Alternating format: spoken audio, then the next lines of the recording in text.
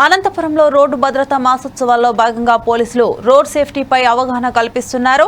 జిల్లాలో సుమారు 500 కిలోమీటర్ల మేర జాతీయ రహదారులు ఉన్నాయని ఎస్పీ జగదీష్ తెలిపారు.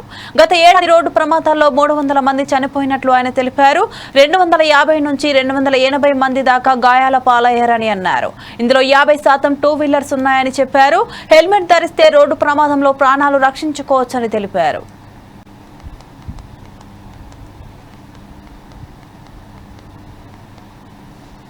లాస్ట్ మంత్ 15th నుంచి ఈ మంత్ 15 దాకా రోడ్ సేఫ్టీ మంత్ ని అబ్జర్వ్ చేయడం జరిగింది.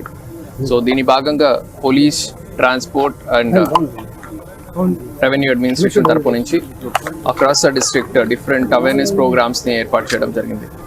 దాని భాగంగా ఈరోజు ఒక బైక్ ర్యాలీని, హెల్మెట్ అవేర్నెస్ గురించి ఒక బైక్ ర్యాలీ ఏర్పాటు చేయడం జరిగింది.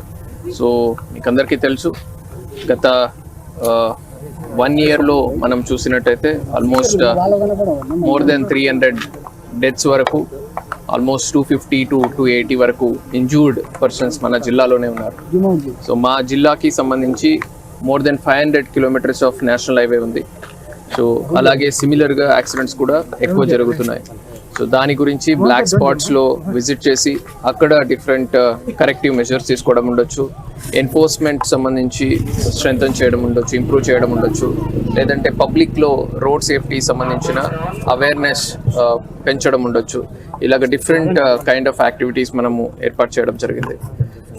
దీనికి భాగంగా టూ వీలర్స్ మనం చూసినట్టయితే మ్యాక్సిమం డెత్స్ టూ వీలర్స్లోనే జరుగుతున్నాయి, that without wearing helmet.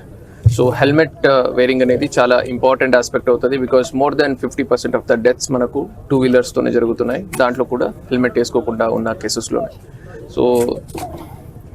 In order to raise awareness about that మనం ఈరోజు హెల్మెట్ సంబంధించి ఒక టూ వీలర్ ర్యాలీ